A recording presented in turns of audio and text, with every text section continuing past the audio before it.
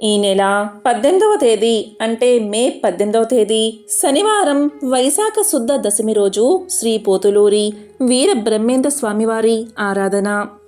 ఎంతో పవిత్రమైన విశేషమైన రోజు. ఈ రోజు ఎవరైతే ఈ ఒక్క మాటను 21 సార్లు పలుకుతారో అలాంటి వారికి కలియుగంలో ఎటువంటి బాధలు లేకుండా ఆ స్వామి ఎల్లవెల్లా వారిని రక్షిస్తాడు. అటువంటి వారికి ముక్తి కలుగుతుంది. ఆ మాటను సాక్షాత్తు శ్రీ వీర బ్రహ్మేంద్ర స్వామివారి స్వయంగా తన భక్తులకు తెలియజేశారు. మరి ఎంతో పవిత్రమైన వైశాఖ శుద్ధ దశమి రోజు అనగా బ్రహ్మంగారి ఆరాధన రోజు ఏ మాటను 21 సార్లు పలకాలో ఇప్పుడు తెలుసుకుందాం. వైశాఖ శుద్ధ దశమికి ఎంతో ప్రాముఖ్యత ఉంది. కలియుగంలో పాపభారం అధికమైనప్పుడు తాను వీరభోగ వసంతరాయులుగా జన్మించి ధర్మ సంస్థాపన చేస్తానని వీర బ్రహ్మేంద్ర స్వామి చెప్పారు.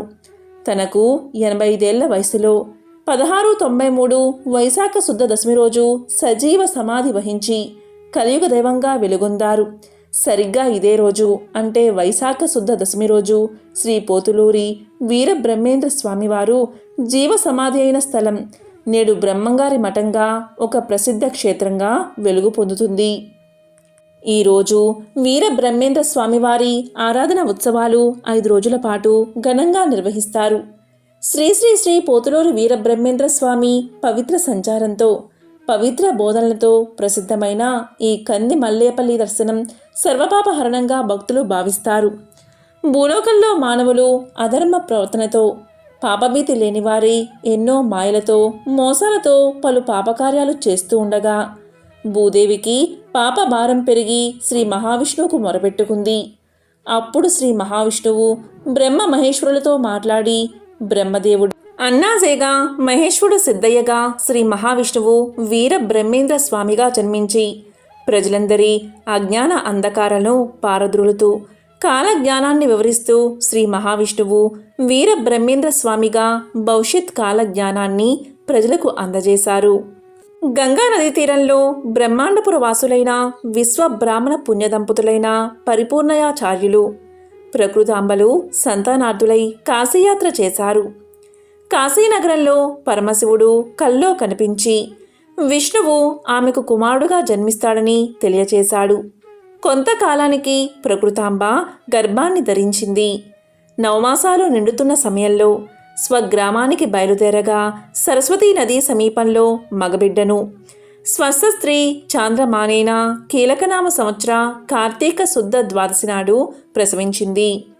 మరుసటి రోజు పరిపూర్ణాచార్యులు కాలధర్మం చేశారు. ప్రకృతాంబ సమీపంలోని అత్రి మహాముని ఆశ్రమంలో తన బిడ్డను పెద్దవాణ్ణి చేయమని అత్రి మహామునికి అప్పగించి తాను కూడా తనువు చాలించింది. పాపాగ్ని మఠాధిపతులు అయిన యనమదల వీరభోజయాచార్యులు వీర పాపమాంబ సంతాన భాగ్యం కోసం పుణ్యక్షేత్రాలు సందర్శిస్తూ అత్రి మహాముని ఆశ్రమం చేరుకున్నారు. సంతాన ప్రాప్తికై పరితపిస్తున్న ఆ పుణ్య దంపతుల చెంతకు దైవ స్వరూపులు అయిన బ్రహ్మని అత్రి మహాముని అందజేశాడు. వీరభోజయాచార్య, ఈ బాలుడు మహామహిమాన్వితుడు. మున్ముందు ఈ బాలుడు ఎన్నో వింతలు చూపించబోతున్నాడు అంటూ ఆ బాలుణ్ణి వీరభోజయాచార్య దంపతులకు అందజేశాడు అత్రి మహాముని. ఆ పిల్లవాడు వీరప్పయాచార్యులుగా పాపాగ్ని మఠాధిపతి గారింట సనాతన సంప్రదాయాల నడుమ పెరుగుతూ వచ్చాడు. అతి చిన్న వయసులోనే బ్రహ్మంగారు కాళికాంబపై సప్తసతి రచించి అందరినీ అబ్బురపరుస్తాడు. బ్రహ్మంగారి 10వ ఏట వీరభోజయాచార్యులు స్వర్గస్థులు అవుతాడు. అటు పిమ్మట దేశాటన నిమిత్తమై బయలుదేరబోతూ తన తల్లి ఆశీర్వాదాలు కోరతాడు బ్రహ్మంగారు. అందుకు వారి తల్లి ఇలా పలుకుతుంది: నాయనా వీరం బోట్లయ్యా, మఠాధిపత్యం స్వీకరించవలసిన నీవు ఇలా తల్లిని వదిలిపెట్టి దేశాటనకు బయలుదేరితే ఎలాగంటూ శోక సముద్రంలో మునిగిపోతుంది. పుత్రుని మీద ఉన్న మమకారం కారణంగా ఆమె అనుమతిని నిరాకరించగా ఆమెను అనేక విధాలుగా అనునయించి జ్ఞానబోధ చేశాడు వీర బ్రహ్మంగారు. ఆ సందర్భంలో ఆయన పిండోత్పత్తి, జీవి జన్మ రహస్యాలను తల్లికి చెప్పి ఈ అనుబంధాలు మోక్షానికి ఆటంకమని దాన్ని వదలమని తల్లికి హితవు చెప్పాడు. శరీరం పాంచభౌతికమని ఆకాశం, గాలి, అగ్ని, పృథ్వీ, నీరు అనే 5 అంశాలతో చేయబడిందని, సమస్త ప్రకృతితో కన్ను, ముక్కు, చెవి, నోరు, చర్మము అనే జ్ఞానేంద్రియాల ద్వారా సంబంధం ఏర్పరచుకుని జ్ఞానం సంపాదిస్తామని, వీటి ద్వారా నేను అనే అహం జన్మిస్తుందని, ఆత్మ సాక్షిగా మాత్రమే ఉంటుందని, బుద్ధి జీవుని నడిపిస్తుందని, బుద్ధిని కర్మ నడిపిస్తుందని, దాన్ని తప్పించడం ఎవరికీ సాధ్యపడదని, ఈ విషయాన్ని గ్రహించి ఎవరు పరబ్రహ్మను ధ్యానిస్తారో వారు మోక్షాన్ని పొందుతారని బోధించి ఆమె వద్ద సెలవు తీసుకుని దేశాటనకు బయలుదేరాడు బ్రహ్మంగారు, అంటే వీరప్పయాచార్యులు. అతను కర్నూలు జిల్లాలోని బనగానపల్లెకు వచ్చేసరికి అతనికి 15 సంవత్సరాలు కూడా నిండలేని పసివాడు. అతను ఒక గుట్టపై ఆ రాత్రి పడుకున్నాడు. ప్రాతకాలంలోనే ఆ గుట్టకి ఎదురుగా ఉన్న గృహం నుంచి సంపన్నురాలైన గరిమిరెడ్డి అచ్చమ్మ గుట్టపై ఉన్న చిట్టివాణ్ణి ప్రశ్నించింది. ఊరు పేరు అడిగింది. ఆ బాలుడు పశువులు కాయునని, పశువైద్యం తెలుసునని చెప్పగా అచ్చమ్మగారు బాలుణ్ణి పశువుల కాపరిగా ఉండమని చెప్పారు. అప్పుడు ఆ ప్రదేశంలో అచ్చమ్మగారిచ్చిన సంగటి ముద్దను తీసుకుని వీరప్పయ్య గోవులను తీసుకుని రవ్వలకొండ ప్రాంతానికి పోయాడు. ఆలమందను ఒక చోట చేర్చి ఒక గీతను గీశాడు. గోవులు ఆ గీతను దాటకుండా ఉండేవి. అక్కడే వీరప్పయ్య గులజార ముళ్ళతో తాటి ఆకుపై కాలజ్ఞానం రాయడం ప్రారంభించాడు. ఒకరోజు మిగతా గోపాలకులు ఈ విషయాన్ని చూసి భయపడి పరుగు పరుగున అచ్చమ్మ గారికి ఈ విషయాన్ని చేరవేశారు. మరుసటి రోజున యథావిధిగా ఆవులను తీసుకువెళ్ళి చుట్టూ గిరిగీసి రవ్వల కొండలో కాలజ్ఞాన రచన గావిస్తూ ఉన్న బ్రహ్మంగారిని చూసి ఆశ్చర్యపోయింది అచ్చమ్మ. ఆమె అతన్ని చులకనగా చూసినందుకు తన్ను క్షమించమని వేడుకుంది. జ్ఞానోపదేశం చేయవలసిందిగా అభ్యర్థించింది. అచ్చమ్మ బ్రహ్మంగారిని దర్శించుకున్న రవ్వల కొండలో ఈనాడు సుందరమైన బ్రహ్మంగారి దేవాలయం ఉన్నది. గుహలో కూర్చుని రాసిన తాళపత్ర గ్రంథాలు మఠంలో నేటికి భద్రంగా ఉన్నాయి. బ్రహ్మంగారు అచ్చమాంబకు ఆమె భర్తకు యాగంటి కొండ శిఖరం మీద కాలజ్ఞానాన్ని ఉపదేశించాడు. ప్రపంచంలో ఏవింత జరిగినా బ్రహ్మంగారు ఆనాడే చెప్పారు అంటూ ప్రజలు నేటికి గుర్తుకు తెచ్చుకుంటారు. ఆయన తన కాల జ్ఞానంలో భవిష్యత్తు గురించి చెప్పిన ఎన్నో విషయాలు నేడు నిజమవుతున్నాయి. వైశాఖ శుద్ధ దశమి ఎంతో పవిత్రమైన రోజు. ఈరోజు ఈ ఒక్క మాటను 3 సార్లు పలికితే చాలు ఆ వీర బ్రహ్మేంద్ర స్వామి యొక్క పరిపూర్ణ అనుగ్రహం మీకు కలుగుతుంది, ముక్తి లభిస్తుంది.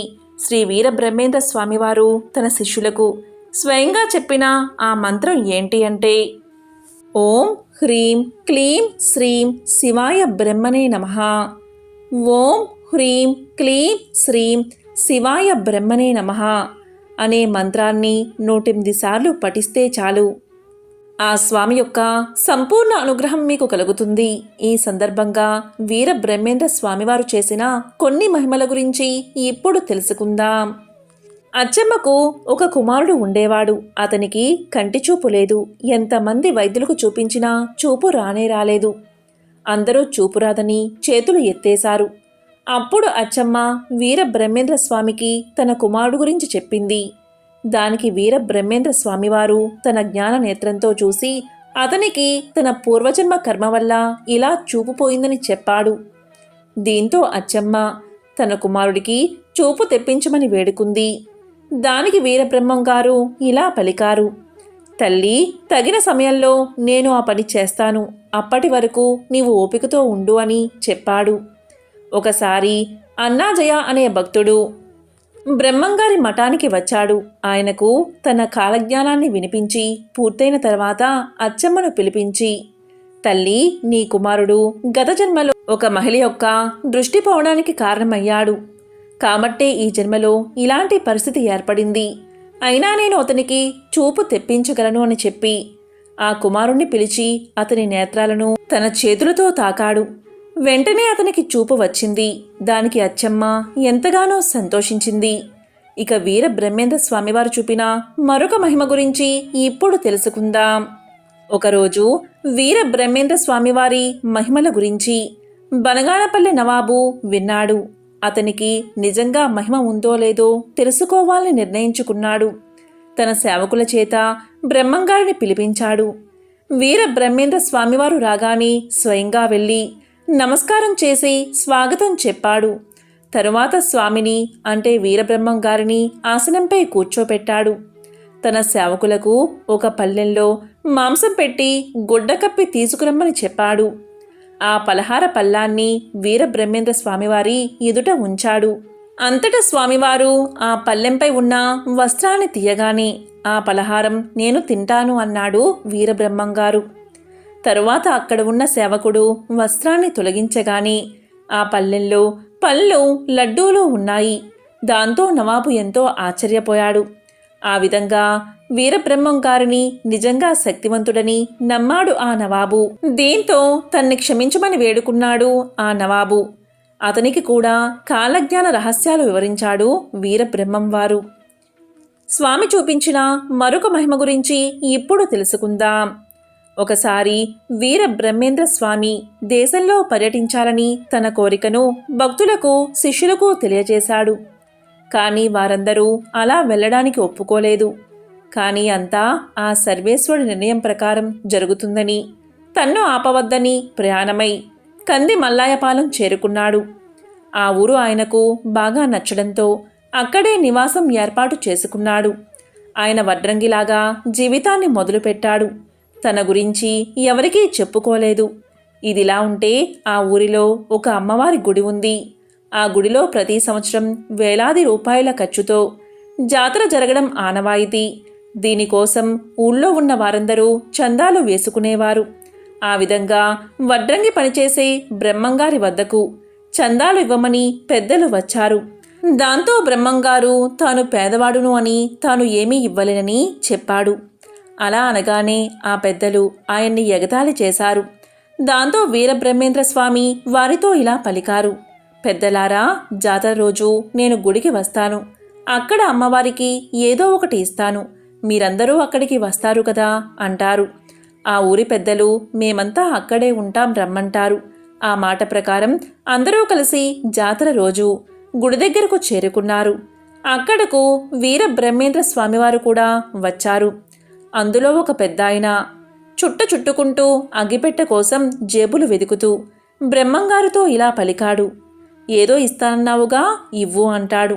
ఇంతలో బ్రహ్మంగారు అక్కడ ఉన్న గ్రామదేవతతో, ఓ పోలేరమ్మా, ఈ పెద్దాయనకు నిప్పు కావాలి తీసుకురా అనగానే ఆ విగ్రహం కదిలి మూకుడులో నిప్పు తీసుకుని వచ్చి బ్రహ్మంగారికి ఇస్తుంది.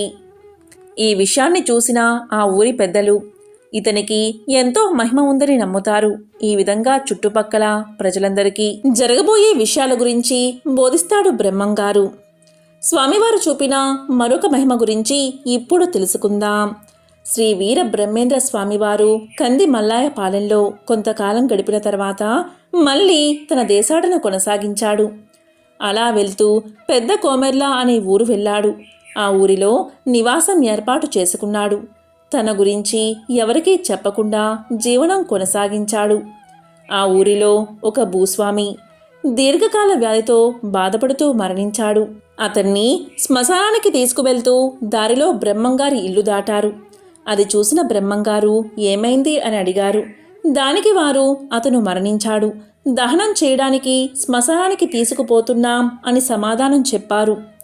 బ్రహ్మంగారు ఆశ్చర్యంగా చూసి, అతను మరణించలేదు కదా, ఎందుకు శ్మశానానికి తీసుకుపోతున్నారు, అతన్ని కిందకి దింపండి అన్నారు. దీంతో వారు అతను బతుకుతాడు అనే ఆశతో కిందకు దించారు. బ్రహ్మంగారి గురించి వారికి ఎవరికీ తెలియదు. అప్పుడు బ్రహ్మంగారు వచ్చి అతన్ని తల నుండి పాదాల వరకు తాకాడు. అలా తాకగానే అతను బతికి పైకి లేచాడు. అది చూసిన వారంతా స్వామివారి మహిమను గుర్తించారు. ఆయన్ని దైవంగా కొలవడం మొదలుపెట్టారు.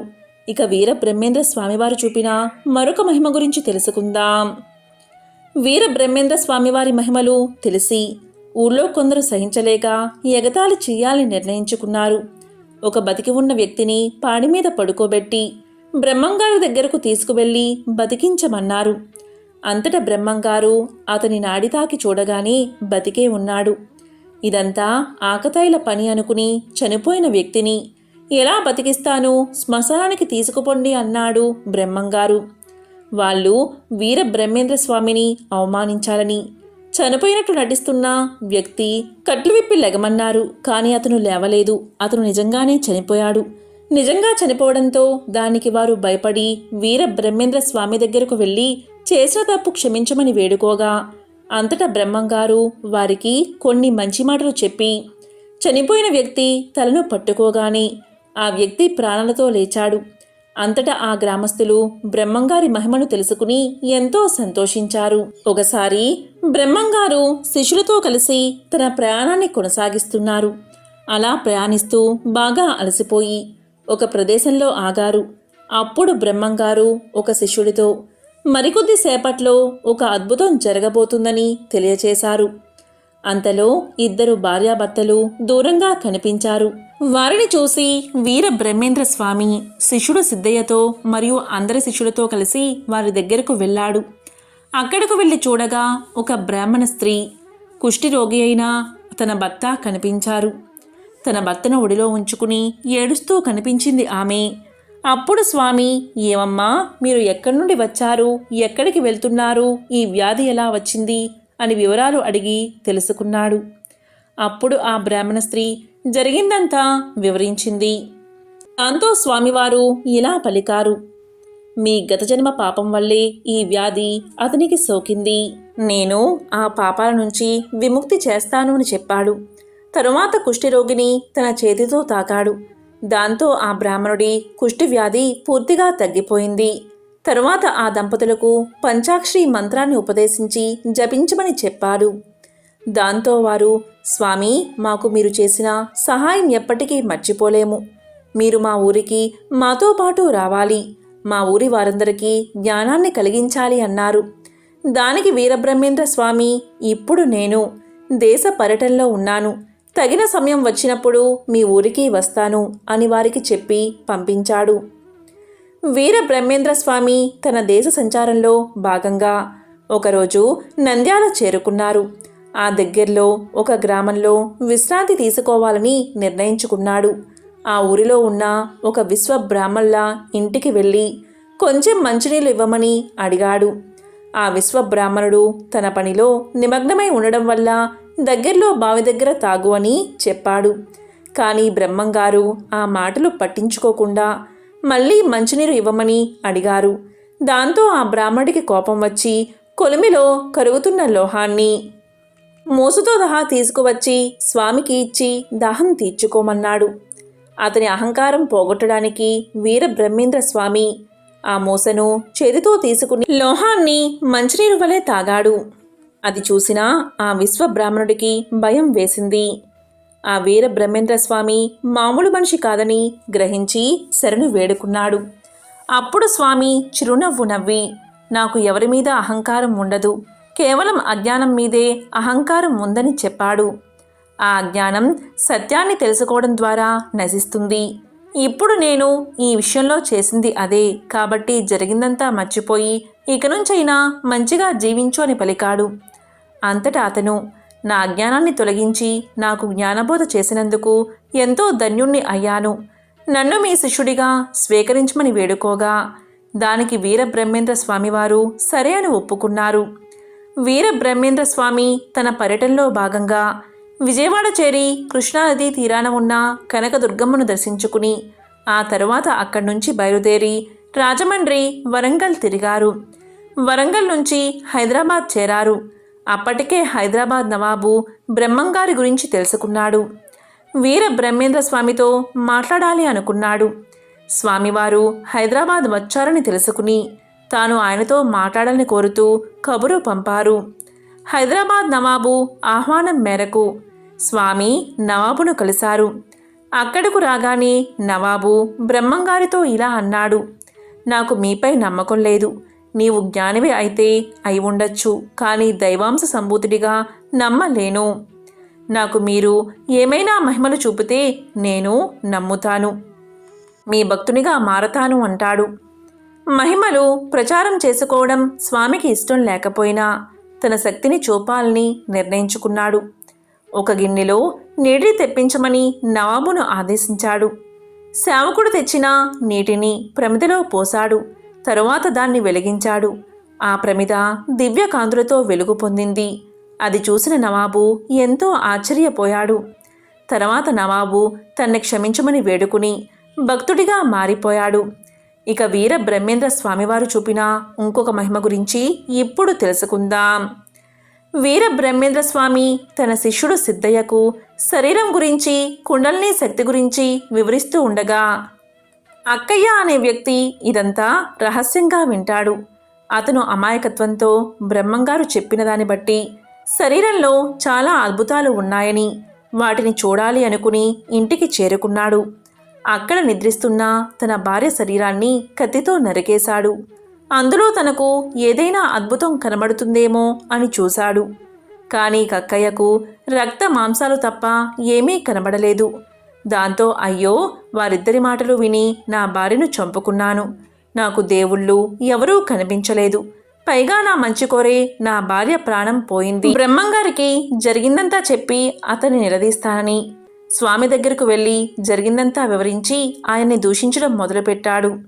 కక్కయ్య అజ్ఞానానికి జాలిపడి బ్రహ్మంగారు ఇలా పలికారు: నేను చెప్పింది అసత్యం కాదు. దానికి రుజువు మరణించిన నీ భార్యను నేను బతికిస్తాను అని అతని వెనకాలే ఇంటికి చేరుకున్నాడు. ఇంటికి చేరుకుని అతని భార్య శరీరంపై మంత్రజలం చెల్లాడు వీర బ్రహ్మేంద్ర స్వామి. ఆశ్చర్యంగా ఆమె వెంటనే బతికింది. ఇదంతా చూసిన కక్కయ్య బ్రహ్మంగారి కాళ్ళ మీద పడ్డాడు. క్షమించమని వేడుకున్నాడు. శిష్యుడిగా చేర్చుకోమన్నాడు. అతన్ని మంచిగా జీవించమని చెప్పి దేశ పర్యటనకు బయలుదేరాడు వీర బ్రహ్మేంద్ర స్వామివారు. వీర బ్రహ్మేంద్ర స్వామి తన దేశ సంచారంలో భాగంగా ఒకరోజు సిద్ధయ్య మరియు శిష్యులతో బండిలో నెమ్మదిగా అరణ్య మార్గంలో వెళ్తున్నాడు. అక్కడ అరణ్య మార్గంలో 9 మంది దొంగలు దారిని పోతున్న బాటసారులు దోపిడీ చేస్తూ చంపేస్తూ ఉన్నారు. అందువల్ల ఆ మార్గంలో ఎవరూ ప్రయాణం చేయరు. ఇక ఇలా ప్రయాణిస్తున్న వీర బ్రహ్మేంద్ర స్వామి మరియు శిష్యులు ఆ బందిపోటు దొంగలను చూసి బండిని ఆపేశారు. ఇక బందిపోటు దొంగలు కర్రలు ఎత్తి స్వామివారి పైకి పోయారు. ఇక స్వామివారు వారిని చూడగా వారు ఎత్తిన చేతులు అలాగే ఉండిపోయాయి. అది చూసిన వీర బ్రహ్మేంద్ర స్వామి బండి దిగి వారందరినీ తీసుకురమ్మని సిద్ధయ్యకు చెప్పాడు. సిద్ధయ్య అందరినీ నెట్టుకుంటూ స్వామి దగ్గరకు చేర్చాడు. వీర బ్రహ్మేంద్ర స్వామి దొంగలందరినీ స్వయంగా తాకి వారి చేతులను కిందకు దించాడు. అంతటా స్వామి వారితో, నన్ను కొట్టి ఈ బండిలో ఉన్న ధనాన్ని తీసుకోండి అన్నాడు. దాంతో వారికి నోటమాట పడిపోయి మాటలు కూడా రాలేదు. అంతటా స్వామి వారి నోట్లో విభూది వేశాడు. దీంతో వారికి మాటలు వచ్చాయి. మాటలు రాగానే ఆ దోపిడీ దొంగలు క్షమించమని స్వామిని వేడుకున్నారు. వారిని వదిలేసి మంచి బుద్ధితో బతకమని చెప్పి స్వామి దేశాటనకు వెళ్ళిపోయాడు. కాబట్టి వీర బ్రహ్మేంద్ర స్వామివారు ఇలా ఎన్నో మహిమలు చూపి అందరికీ ఆదర్శంగా నిలిచి ప్రజలకు భవిష్యత్తును తెలిపే కాలజ్ఞాన బోధనలు చేశారు. బ్రహ్మంగారు ఒకరోజు కుటుంబ సభ్యులను శిష్యులను సమావేశపరిచి కొద్ది రోజుల్లో సమాధిలో ప్రవేశించబోతున్నట్లు, తన తర్వాత తన కుమారుడు గోవిందయ్యకు మఠాధిపత్యం ఇస్తున్నట్లు ప్రకటించాడు. సిద్ధయ్యకు విశ్వఖ్యాతి కల్పించాలని సిద్ధయ్యను పూలు తీసుకురమ్మని అరణ్యానికి పంపి బ్రహ్మంగారు సమాధిలోకి వెళ్లారు. సిద్ధయ్య తిరిగి వచ్చి గురువు కోసం విపరీతంగా విలపించసాగాడు. దీంతో బ్రహ్మంగారు శిష్యునిపై కరుణించి సమాధిపై రాతిని తొలగించమని ఆదేశించి రాతిని తొలగించిన తర్వాత బయటకు వచ్చి సిద్ధయ్యను ఓదార్చాడు. ఆపై సిద్ధయ్య కోరికపై పరిపూర్ణాన్ని బోధించాడు. ఆ తరువాత సిద్ధయ్యకు దండం, కమండలం, పాదుకలు, శిఖా ముద్రికను ఇచ్చి తిరిగి సమాధిలో ప్రవేశించాడు.